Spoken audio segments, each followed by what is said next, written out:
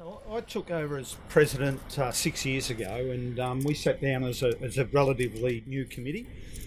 We talked about our future and what we thought was important in terms of how we were going to grow. And whilst the old uniform was fine, but because we are in this unique setting with football, cricket, netball, the concept we had is about let's make sure we're part of the whole sporting fraternity, Warburton, and they've always been Warburton Millgrove boroughs. So whilst we decided we didn't go with the Millgrove part of it, we stayed with Warburton, but we wanted to bring in the boroughs and the colour scheme. The black, white and blue has always been the boroughs.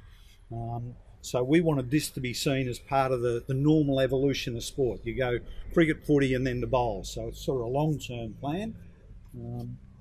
Just a bit of a side to that, when I was a young bloke growing up, I always felt I wasn't welcome in the Bowls Club. But our concept's about, no, we're about a sporting community here, and that's why we made the change to try and encourage people to see this as natural progression in their sporting career.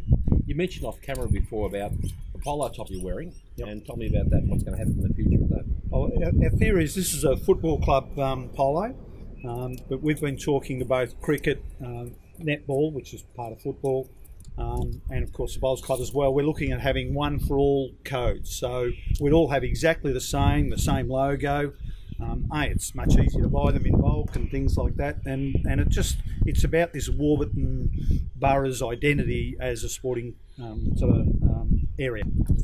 Okay, what should clubs do as a minimum to ensure their long-term survival? So if you walk into a club that's struggling, you'd say, listen, this is what you need to do. Yeah, I think the plan is, to sit down and say, what is it that you want? Like some of the decisions we made in early days were predominantly around, so what's our identity? What sort of identity do we want to have? And that's the boroughs thing, and what's our playing code, etc., and that sort of thing. Our facilities. When I first came here, quite frankly, they were quite old facilities. They were, male-dominated, and whilst they're still male-dominated, we've made a lot of changes to improve the facilities. So my wife and women feel very comfortable to come here, even if it's just to have a drink and watch the bowls for a little while. So that's been a priority, and just being welcoming. So it's we've opened the club up to the town. So we have the RSL has functions here because they can't fit into their relatively small facility. Any community groups who want to run events, we allow them to do that at no charge. So to me, it's about saying, what is your identity? What do you want to be about? I want to hand this place back to the community so that they feel that it's theirs and it's theirs to use. Bowling club use it for 20 hours a week, really. It's not, maybe a bit more than that. So why can't the community use it for the rest of the time? And particularly in the winter months, anyway. Yeah, and that's sort of working. I think that's working more and more, where the community know it's here more, and they're starting to use it, which is fantastic. Really keen to create a digital database of our history.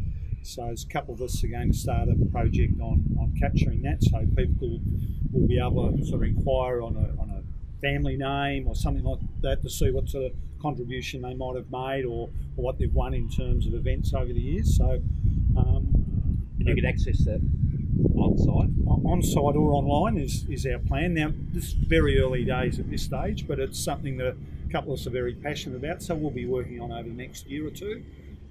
And yeah, if it goes well, it might be something we can offer to other bowling clubs around Australia to see if they're interested in something like that. But the idea will be quite visual as well. But it'll just improve people's accessibility to our history.